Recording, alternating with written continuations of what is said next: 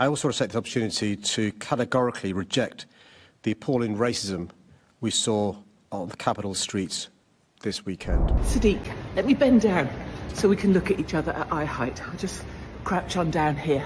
Just a couple of things. Great Britain, United Kingdom, is a Christian country, always has been. And that union, that flag, that's our flag of a Christian country. Yours, my little friend, is a completely different colour. I think it's green, it's got like a little semicircle on, star, something like that. And it's sort of often carried by the people who have hate marches through London, the pro-Pally Brigade, with their little black and white tea towels on. Sadiq Khan is doing the lowest of the low, though, and trying to paint the Unite the Kingdom rally officially as racist, even though there's absolutely no evidence for it, and it makes no sense. As Bernie pointed out, Bernie Spofford on X, our friend, how odd, because the week before at a pro-Palestinian demonstration in London, at least 25 individuals were charged with assaulting officers or public order violations. Absolute silence from the mayor. Oh, that was in response to this egregious video, which has yet again infuriated the native population. I want to address the events of this weekend. On Saturday, Met officers once again put themselves on the line to keep Londoners safe and facilitate the right to protest. I want to say thank you to all those involved for their work and to offer my heartfelt thoughts to those that were injured in the line of duty. I know that policing protest, especially of the sort we saw this weekend, is complex and places huge demand on the Met. I was shocked by the violence officers faced, and I've been clear that it's completely unacceptable. I also want to take the opportunity to categorically reject the appalling racism we saw on the capital streets this weekend.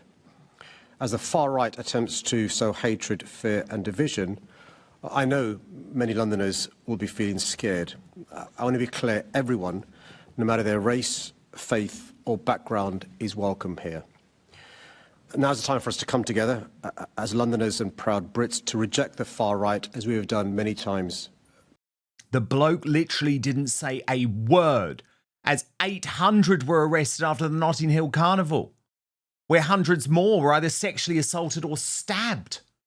And by the way, the arrest figures from Saturday, just like the crowd numbers, were not as they seemed. Tommy Robinson today has said the Met Police confirmed that of the 26 arrests reported by the legacy media, only 8 were attributed Unite the Kingdom patriots.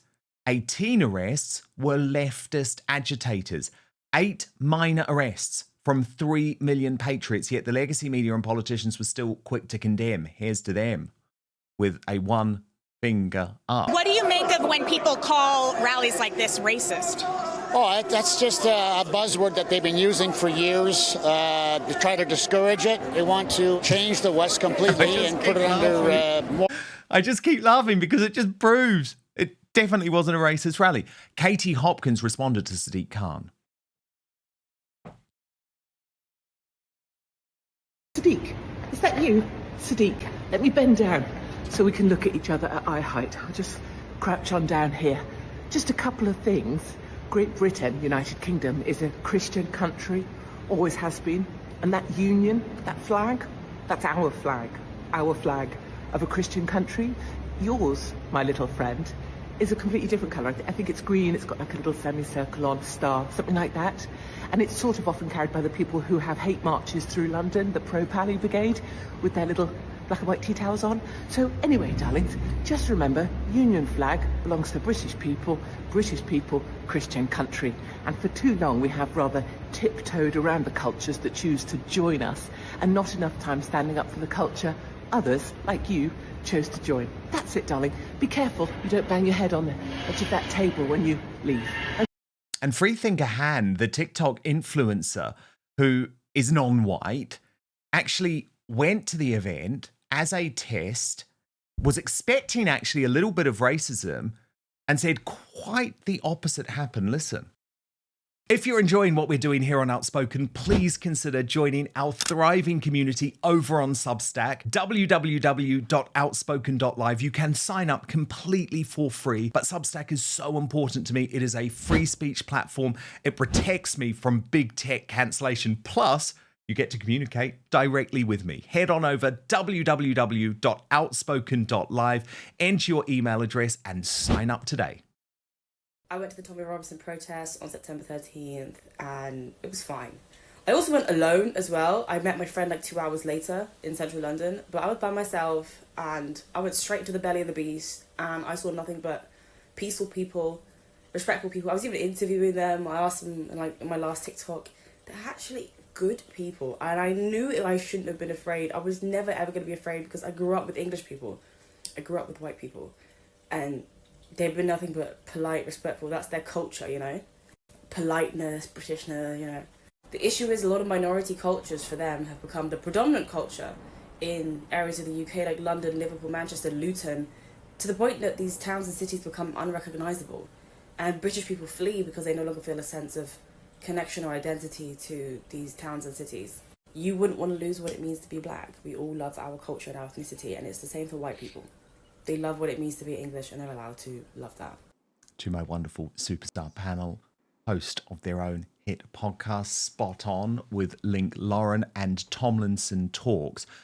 Connor, look, I have such an issue with this, right? Because it is a theme that has been picked up by Sadiq Khan, absolutely amplified by the regime media. I've literally watched woke ITV have their big stars like Ranveer Singh, who happens to be non-white, say, I would have just been too scared to be in there. Lorraine Kelly reporting today on statistics which apparently claim that a third of British minorities would not have been comfortable at the Tommy Robinson protest, and Khan actually going one step further and just out and out calling them racist. When I was on the ground, I was there. It was a completely diverse crowd. There was literally no racism, like literally. Okay, Dan, I think it's the first time we're going to disagree on your show.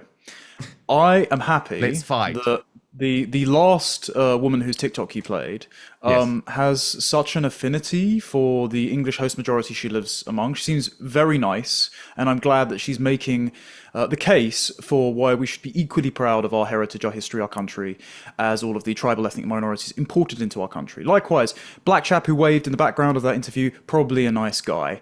I don't think we should be holding up non-white people as bulletproof shields. I think we should be arguing for our country on our own terms. I literally could not give a shit if they called us racist. I don't care. They are just liars, they're propagandists, and they want to engage in replacement migration. Sadiq Khan is a subversive Islamist who gives a hell of a lot of a long leash to, as Katie Hopkins mentioned, demented pro-Hamas protesters and has for the last 2 years. He would like nothing more than to see our country crushed and turned into a caliphate. So if he calls us racist, it's just a smear.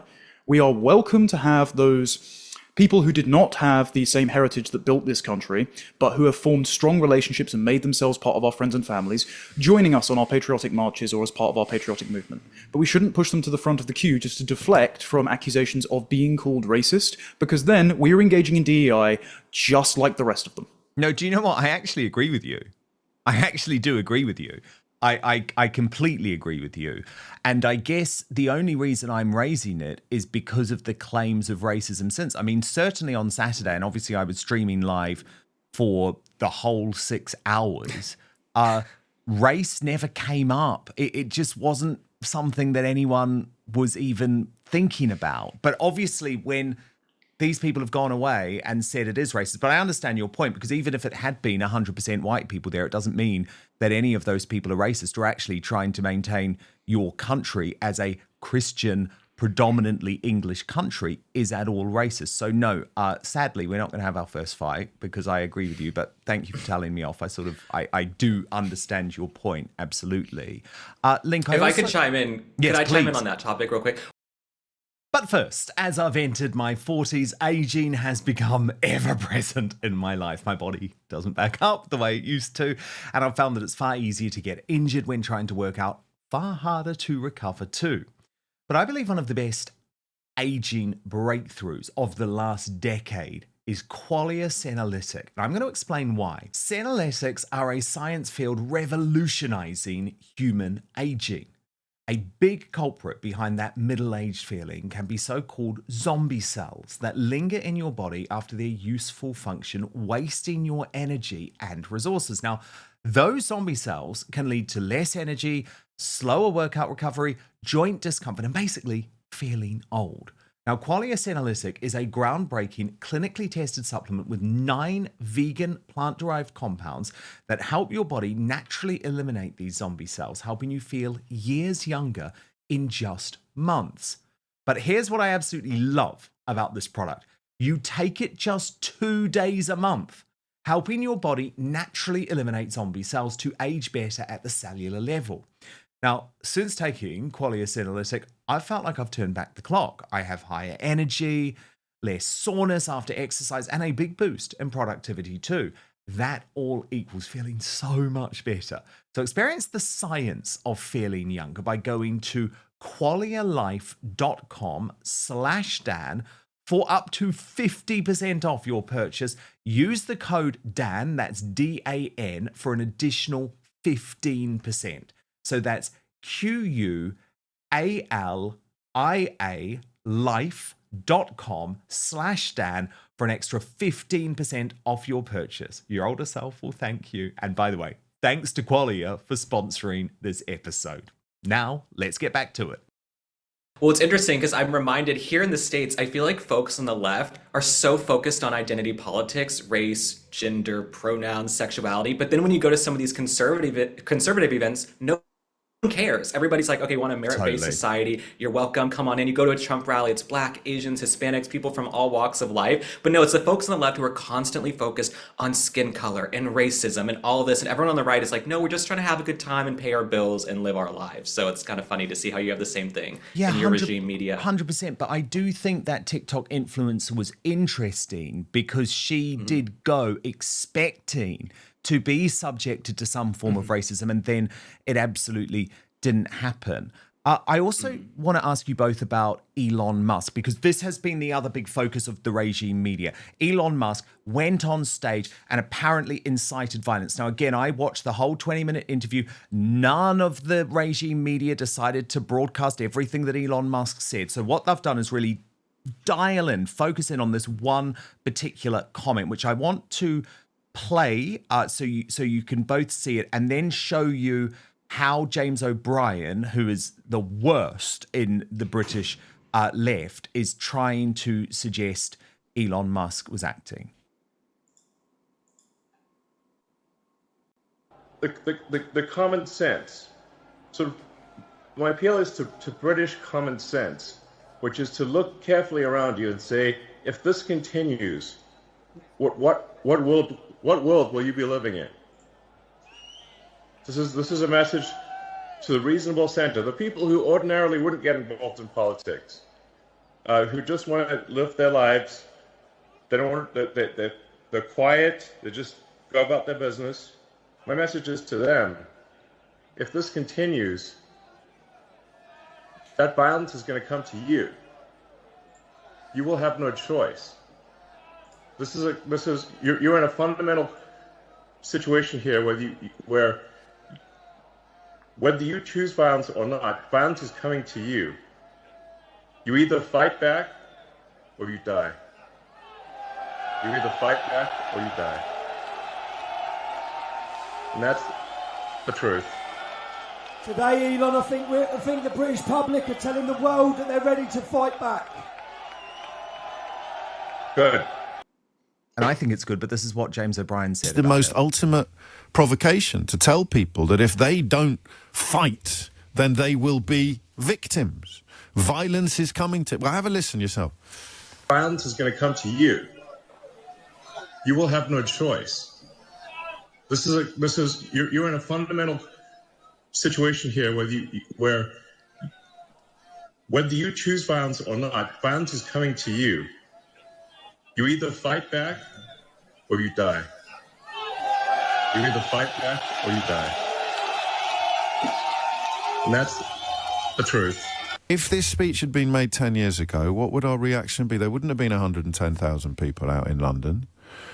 And I think we would have had the confidence and the courage to say, hey, foreign billionaire, Get out of our heads. Stop telling our neighbours that they should be attacking us. If that's what he's doing. What do you think he is talking about when he says violence is coming to you? You either fight back or you die. And Keir Starmer, I don't think has acknowledged this speech in any way, shape or form. But, I mean, Connor, the total hypocrisy of the fact that Starmer then releases a statement saying we're in the fight of our lives. No one's suggesting that he was inciting violence. Yeah, that alcoholic gargoyle, as usual, talks complete nonsense, and I don't understand why he even has a show. The point of that phrase there, Dan, is back, implying that this is a defensive posture.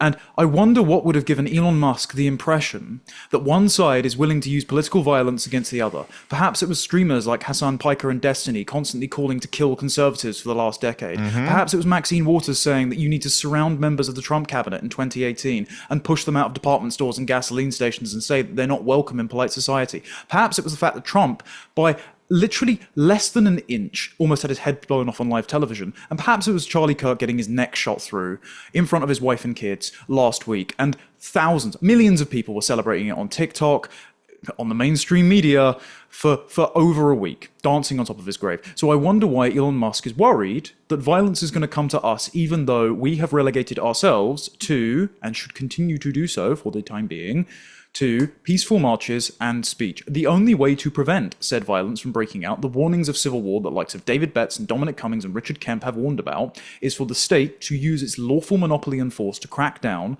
against foreign criminals and leftist terrorists. And I think the Trump administration is about to do that. Unfortunately, in Britain, our leaders haven't got the message and are actually, like Lord Hermer, on board with groups like Hope Not Hate, fomenting violence against the patriotic majority. They're still slandering us as far-right Nazis and racists. They want to turn the temperature up. So excuse me if I do not listen to charges of moral hypocrisy from the likes of James O'Brien, who is so wretched he wouldn't look out of place in a Jim Henson production.